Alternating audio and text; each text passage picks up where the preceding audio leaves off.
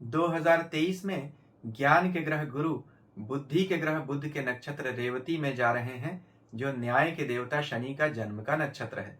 इसका आप पर यानी सभी 12 राशियों पर क्या प्रभाव पड़ेगा, इस वीडियो में मैं आपको विस्तार से बताऊंगा और किस अच्छे उपाय से हम इस नक्षत्र परिवर्तन को शुभ बनाएं, इस पर भी चर्चा करेंगे। जय श्री गणेश।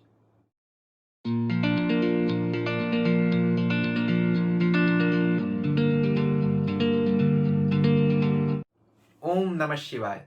मैं अंशुमान आपका स्वागत करता हूं। बृहस्पति का 2023 का पहला नक्षत्र परिवर्तन हो रहा है। इसका आप पर क्या प्रभाव पड़ेगा, इस वीडियो में हम विस्तार से जानेंगे। बृहस्पति ज्ञान के ग्रह हैं। जिस नक्षत्र में जा रहे हैं रेवती में, वह बुध का नक्षत्र है, बुद्धि का। यही न्याय के देवता शनि का जन्म का नक्षत्र भी है, यानी गुरु बुध शनि, यह तीनों पूर्ण रूप से एक्टिवेट हो जाएंगे गुरु के इस नक्षत्र में जाने से। और मीन राशि में यह नक्षत्र आता है, जो स्वयं बृहस्पति की राशि है। तो इन राशियों वाले लोगों को भी इसका अधिक असर मिलेगा। इस वीडियो में हम विस्तार से जानेंगे कि क्या परिणाम आने वाले हैं। वीडियो को शुरू से अंत तक कुछ हिस्सों में मैंने बांट दिया है। सबसे पहले यह देखेंगे कि यह नक्षत्र परिवर्तन कब हो रहा है, फिर देखेंगे कि कब तक रहेगा, क्या अच्छे और क्या बुरे परिणाम देता है बृहस्पति इस नक्षत्र में, यह जानेंगे। उपाय क्या करने चाहिए सभी 12 राशि के लोगों को, वह भी जानेंगे। उसके बाद सभी राशियों का राशिफल मैं एक एक करके बता दूंगा। तो उपाय कॉमन है, इसलिए हर राशिफल के साथ रिपीट न करके शुरू में ही विस्तार से समझा दूंगा। अगर आप सिर्फ अपना राशिफल सुनना चाहते हैं, उपाय नहीं जानना चाहते हैं, तो वीडियो कुछ मिनट आगे बढ़ाकर आप अपना राशिफल देख सकते हैं। तो सबसे पहले देखते हैं कि यह नक्षत्र परिवर्तन कब हो रहा है। 24 फरवरी 2023 को बृहस्पति इस रेवती नक्षत्र में जा रहे हैं, जहां वह 22 अप्रैल 2023 तक रहेंगे। क्या परिणाम होगा और किन पर इनका प्रभाव पड़ेगा? वैसे तो सभी 12 राशि के लोग प्रभावित होंगे, लेकिन जिनकी भी गुरु और बुध की दशाएं चल रही है, वो महादशा हो या अंतरदशा, उन पर प्रभाव अधिक पड़ेगा। इस नक्षत्र में 4 चरण होते हैं, जिनमें 2 के स्वामी बृहस्पति और 2 के शनि होते हैं। तो जिनकी शनि की दशा चल रही है, उन पर भी इसका प्रभाव पड़ेगा। जन्म के समय आपके अगर आपका लग्न या चंद्रमा इन नक्षत्र में बैठा था रेवती में, तो भी आप पर अधिक प्रभाव पड़ेगा। आपकी किसी ऐसे ग्रह की दशा चल रही है जो इसी नक्षत्र में बैठा हुआ है, तो उस पर भी आपका प्रभाव पड़ेगा। आप रेवती नक्षत्र से जुड़ा हुआ काम करते हैं, तो भी आप पर बहुत अधिक प्रभाव पड़ेगा। रेवती नक्षत्र से जुड़े हुए काम कौन से होते हैं, वह मैं वीडियो में आगे बताऊंगा। सबसे पहले अच्छी बात है कि गुरु इस नक्षत्र राशि में क्या करते हैं। मीन राशि में है गुरु अभी, जिसमें यह नक्षत्र आता है। मीन तो बृहस्पति की स्वयं की राशि है। इसमें वह जब बैठते हैं तो हंस नाम का राजयोग बनाते हैं कुछ राशि वाले लोगों को।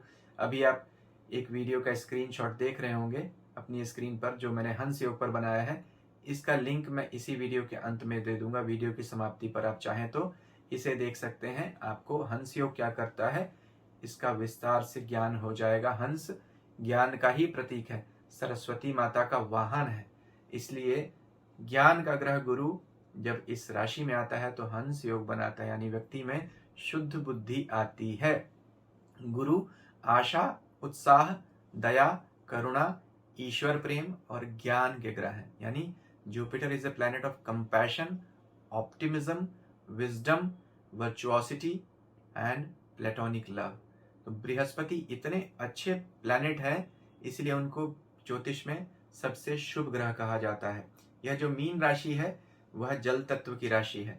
जल यानी जल, शास्त्र कहते हैं जायते जस्मात लीयते यस्मिन, यानी जिससे सब कुछ जन्म लेता है और जिसमें सब कुछ लीन हो जाता है, समा जाता है, उसे हम जल कहते हैं। इसीलिए भगवान विष्णु का पहला अवतार मत्स्य अवतार हुआ था, मछली का, जल से हुआ था। और सृष्टि का अंत भी जो होगा वह प्रलय से होगा, जल प्रलय होगी। इसलिए जल राशि बहुत महत्वपूर्ण होती है। यह मीन राशि अंतिम राशि है, मोक्ष की राशि है। इसके बाद ज्योतिष में कोई राशि नहीं आती है, इसीलिए यह राशि बड़ी महत्वपूर्ण है और इसके स्वामी बृहस्पति हैं। धर्म में रुचि बढ़ेगी, जो लोग भी धार्मिक हैं उनकी और साधना भी बढ़ेगी और परिणाम भी मिलेंगे जब बृहस्पति रेवती नक्षत्र में आएगा। ऐसा क्यों? अब रेवती नक्षत्र के बारे में थोड़ी बातें करते हैं। अच्छे बुरे परिणामों पर भी विचार करेंगे, उपाय पर भी विचार करेंगे। रेवती रेवत शब्द से बना है। रेवत का मतलब क्या होता है? सुंदर, समझदार, धनी। यह मृदु नक्षत्र है। मृदु यानी सॉफ्ट, और सात्विक नक्षत्र है, वह तो स्पष्ट बात है। बुध का नक्षत्र है और बृहस्पति की राशि में आता है तो सात्विक तो होगा ही। भगवान विष्णु को यह बड़ा पसंद है नक्षत्र। मोक्ष प्रदायक नक्षत्र बोलते हैं इसको।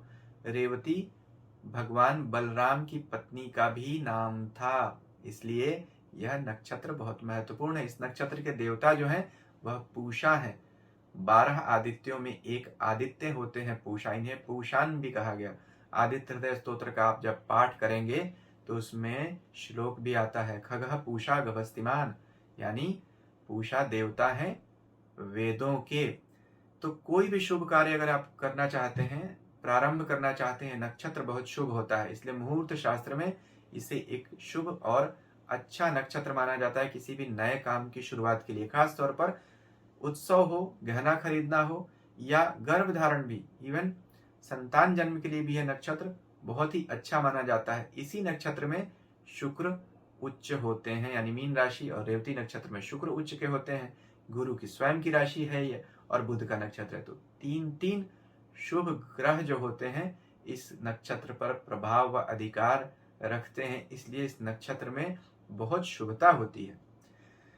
किन लोगों पर इसका अधिक प्रभाव पड़ेगा? कौन से काम करने वाले लोग होंगे जिनके लिए यह नक्षत्र परिवर्तन शुभ होने वाला है? इसके लिए हमें इस नक्षत्र के सिंबल्स पे, यानी इसके चिन्ह, सूचक चिन्हों पर विचार करना चाहिए, तो हमें समझ में आ जाएगा यह नक्षत्र किन लोगों को क्या परिणाम देगा। देखिए, इस नक्षत्र के 4-5 सूचक चिन्ह हैं। पहला क्या है? ड्रम। ड्रम क्या दिखाता है? मृदंग, रिदम को दिखाता है, टाइमिंग को दिखाता है। तो जो लोग भी संगीत के क्षेत्रों से जुड़े हुए हैं, सोशल मीडिया में हैं, म्यूजिक इंडस्ट्री में है, फिल्म इंडस्ट्री में है, एंटरटेनमेंट में है, उन सब के लिए अच्छा समय है गुरु का रेवती में जाना। इस नक्षत्र का दूसरा सिंबल है शंख। शंख हम कब बजाते हैं? पूजा की शुरुआत में, यानी शुभ शुरुआत। शंख भगवान विष्णु के हाथ में रहता है हमेशा, इसीलिए विष्णु को प्रिय नक्षत्र है। तो कोई भी काम की शुरुआत के लिए यह अच्छा नक्षत्र है। कोई नया बिजनेस शुरू करना चाहते हैं, नया घर, नई गाड़ी लेना चाहते हैं, अच्छा समय है, आप ले सकते हैं। तीसरा सिंबल क्या है इस नक्षत्र का? मछली। मछली कहाँ रहती है? पानी में। समुद्र से विचार करते हैं इस राशि और इस नक्षत्र का, तो विदेश व्यापार के लिए, विदेश यात्रा के लिए यह बहुत अच्छा नक्षत्र है। यह अंतिम राशि है ना, धर्म की राशि है, इसलिए गुरु स्थान की यात्रा, मंदिर जाने के लिए भी यह बहुत अच्छा नक्षत्र होता है। गुरु स्थान जाना, साधना करना इस नक्षत्र में अति शुभ फल देने लगता है। वैसे तो गुरु स्थान कभी भी जा सकते हैं, लेकिन इस नक्षत्र में जब बृहस्पति जाए तो सबसे शुभ होता है। इसका अगला सिंबल क्या है? हाथी। हाथी में सबसे बड़ी विशेषता क्या होती है? It's a very tall animal, it's very difficult to miss. हाथी कहीं खड़ा हो तो क्या आप उसको मिस कर सकते हैं? नहीं, वो मिस नहीं हो सकता। इसका मतलब इस नक्षत्र के लोग उन क्षेत्रों में समाज में पाए जाते हैं जहां पब्लिक एडमिनिस्ट्रेशन होता है, जो बड़े पदों पर होते हैं, जो एडमिनिस्ट्रेशन के क्षेत्र में होते हैं, पॉलिसी मेकर्स होते हैं। इसलिए जो भी लोग एडमिन पॉलिसी मेकिंग में हैं या किसी तरह का अधिकार वाला कुर्सी का काम करते हैं, उनके लिए यह नक्षत्र अच्छा है। हाथी झुंड में चलता है, यानी ऐसे व्यक्ति पारिवारिक होते हैं। इस नक्षत्र की जो स्त्रियां होती हैं वह परिवार व ईश्वर को समर्पित होती हैं। Very dedicated women, they are very lucky for their spouse also. तो यहाँ इस चीज का भी ध्यान रखना चाहिए। इसका एक और सिंबल है, पांचवा सिंबल और फाइनल, चमेली, जैस्मिन फ्लावर, यानी यह ब्यूटी को, फेस्टिविटीज को, रोमांस को दिखाता है। शादी के लिए बहुत अच्छा नक्षत्र इसीलिए माना जाता है। विवाह कार्य इसमें किए जाते हैं। प्रेम के लिए अच्छा है, प्रपोजल्स के लिए भी अच्छा है। उत्तम वक्ता होते हैं इस नक्षत्र के लोग, क्योंकि गुरु का नक्षत्र है जो स्वयं ज्ञान का ग्रह है, और बुद्धि यानी बुध, वाणी का देवता जो है बुध, उसका है, तो स्वयं का नक्षत्र है। इसलिए जो लोग भी पब्लिक स्पीकिंग के क्षेत्रों में हैं, ऑथर हैं, इवन मैथमेटिशियंस भी हैं, मोटिवेशनल स्पीकर्स हैं, उन सब के लिए इस नक्षत्र में गुरु का जाना अच्छा परिणाम देगा। जो लोग सेवा का कार्य करते हैं, डॉक्टर्स हैं, हीलर्स हैं, उनके लिए भी यह अच्छा नक्षत्र होता है। इस नक्षत्र के लिए 50वां साल बड़ा इंपॉर्टेंट कहा गया। तो जिन लोगों का भी एज 48 से लेकर 52 की ब्रैकेट में है, उनके लिए यह नक्षत्र परिवर्तन बड़ा महत्वपूर्ण होने वाला है। देखिए अब क्या कुछ समस्याएं नहीं आएंगी। यह शनि का जन्म नक्षत्र है, टफ नक्षत्र भी हो जाता है बहुत बार अगर परेशान आपकी कुंडली में शनि ठीक नहीं हो तो। अंतिम नक्षत्र भी माना जाता है। मेष राशि में अश्विनी नक्षत्र से शुरुआत होती है और रेवती मीन राशि का अंतिम नक्षत्र होता है, इसलिए यह अंतिम है। अंतिम राशि मीन का अंतिम नक्षत्र रेवती। तो सब कुछ खत्म हो जाता है अगर कुंडली में जरा भी आपकी शनि या गुरु की पोजीशन गड़बड़ हो तो डिस्ट्रक्शन भी हो सकता है। अपनी कुंडली ध्यान से देखिए, अपनी कुंडली के बाद ही गोचर में क्या परिणाम हो रहा है उस पर जाइए। पहले आपकी स्वयं की कुंडली महत्वपूर्ण होती है, सिर्फ गोचर में नहीं। देख ली के एक राशि के 70-80 करोड़ लोग होते हैं, न तो सबको अच्छे परिणाम मिलेंगे न सबको बुरे। हाँ, ये टेंटेटिव रिजल्ट्स ये रहेंगे जरूर, लेकिन वह आपकी कुंडली पर बहुत हद तक निर्भर करता है। तो ध्यान रखिएगा इस चीज पर। इस नक्षत्र की एक कमी होती है कि वह किसी भी पर ब्लाइंडली ट्रस्ट करते हैं। तो अभी आपको किसी पर आंख मूंद कर भरोसा नहीं करना है। अगर आपकी कुंडली में शनि बुरा है तो ध्यान रखिएगा। एक और समस्या होती है, किसी भी काम की शुरुआत तो बहुत जोश में करते हैं ऐसे लोग, लेकिन जल्दी ही इंटरेस्ट लूज कर देते हैं। तो इसलिए आप इंटेंसिटी, परसुएसिवनेस बनाए रखिए, तभी अच्छा रिजल्ट मिलेगा। टेनासिटी मेंटेन रखिए जो काम करते हैं, तभी आप रिजल्ट्स की उम्मीद रखिए। नहीं तो फिर आपका काम छिन्न भिन्न भी कर देते हैं यहाँ पे शनि। अब एनीवे ये सब बातें हो गई, अब उपायों पर चर्चा करते हैं। तो हम क्या उपाय करें कि शुभ परिणाम तो जो अगर हैं वो और अच्छे मिलें और अशुभ परिणामों में कमी हो जाए। तो सिंबल्स मैंने क्या बताए थे, मछली अपने घर में एक्वेरियम रखिए, मछलियां अपने आसपास रखिए, बहुत अच्छा रहेगा आपके लिए। दूसरा उपाय, नदी तालाब समंदर के पास रहिए। अब सब लोग तो ऐसा रह नहीं सकते हैं, तो हम क्या कर सकते हैं, आप उनके पास जा सकते हैं घूमने फिरने के लिए। इससे आपका नक्षत्र एक्टिवेट होता है। यह नक्षत्र एक्टिवेशन थ्योरी है। तीसरी बात, मंदिर जाते रहिए। चौथी बात, शंख अपने घर में रखिए, पूजा के समय बजाइए, उससे भी यह नक्षत्र एक्टिवेट होता है। और अंतिम बात, चमेली का प्रयोग कीजिए।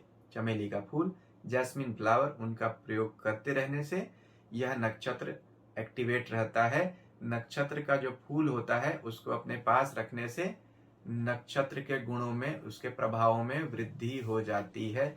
यह एक बड़ा अच्छा उपाय माना जाता है। अब अभी तक अगर आपको मेरा वीडियो अच्छा लग रहा है तो कृपया इसे लाइक कीजिए, शेयर कीजिए, मेरे चैनल को सब्सक्राइब कीजिए और सब्सक्रिप्शन बटन के साथ लगी घंटी को भी आप दबा दीजिए, ताकि मैं भविष्य में जब भी ऐसे वीडियोस बनाऊं आपको उनकी सूचना तुरंत मिल सके। तुला राशि के लिए बृहस्पति का गोचर आपके भाग्य के स्वामी बुध के नक्षत्र रेवती में होने वाला है। महत्वपूर्ण गोचर होगा यह। बृहस्पति अभी मीन राशि में चल रहे हैं, आपके छठे भाव में चल रहे हैं।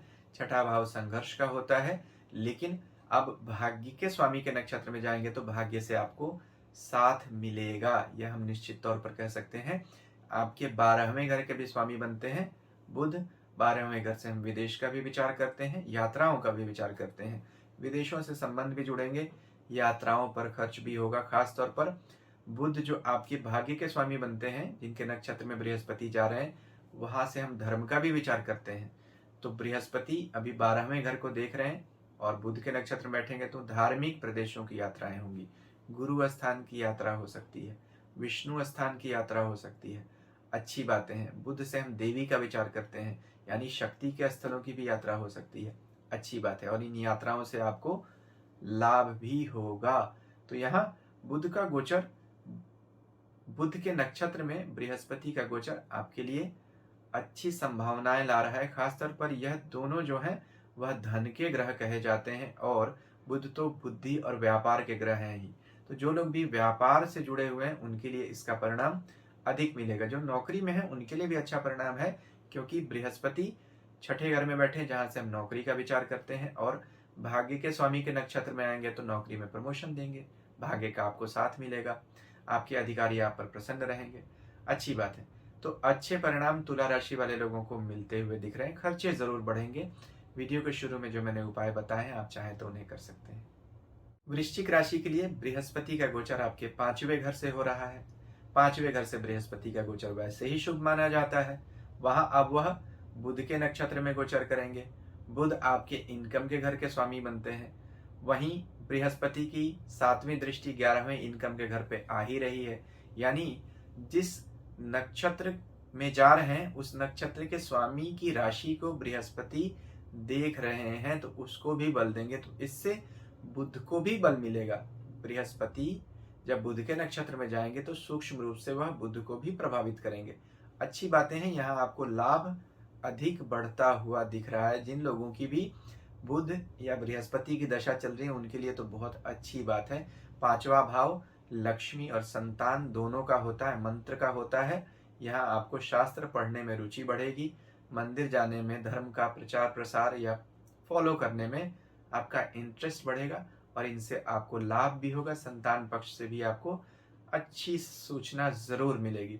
हाँ, शनि की ढैया चल रही है, कुछ सावधानी की जरूरत है, लेकिन बृहस्पति के इस शुभ गोचर से आपकी समस्याएं जरूर कम होंगी। वीडियो के शुरू में जो मैंने उपाय बताए आप चाहें तो उन्हें कर सकते हैं। धनु राशि के लिए बृहस्पति का गोचर आपके 4थे घर में अपनी ही दूसरी मीन राशि से हो रहा है।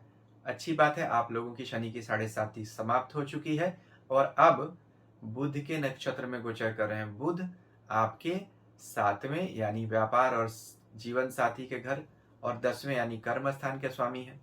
तो व्यापार और कर्म के स्वामी के नक्षत्र में अगर बृहस्पति जा रहे हैं जो आपकी राशि के स्वामी हैं, तो इन चीजों में आपको वृद्धि देखने को मिलेगी।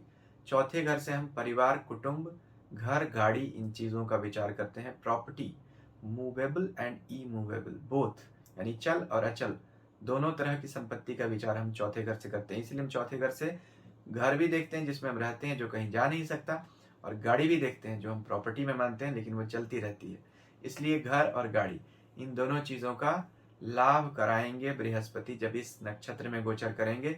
जो लोग नया घर या नई गाड़ी लेना चाहते हैं उनके लिए बहुत अच्छा समय है। शादी के लिए भी बहुत लोगों के लिए बहुत अच्छा समय है। जिन लोगों की अपनी महादशा अंतरदशा पॉजिटिव है शादी के लिए, उनके लिए यह नक्षत्र शादी करा के जाएगा परिवर्तन गुरु का, क्योंकि सप्तमेश यानी शादी के घर की राशि के नक्षत्र में जा रहे हैं बृहस्पति जो आपकी राशि के स्वामी है। और जब अगर कहीं बुध से कोई संबंध बनेगा उन दिनों में यहाँ शादी को लेकर पॉजिटिव रिजल्ट्स आएंगे।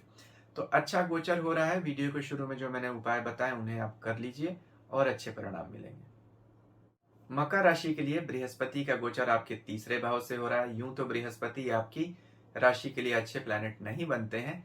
3रे और 12वें समस्याओं, संघर्ष, खर्च के घर के स्वामी हैं, लेकिन 3रे घर में अपनी ही राशि में बैठे हैं तो विपरीत राजयोग जरूर बना रहे हैं।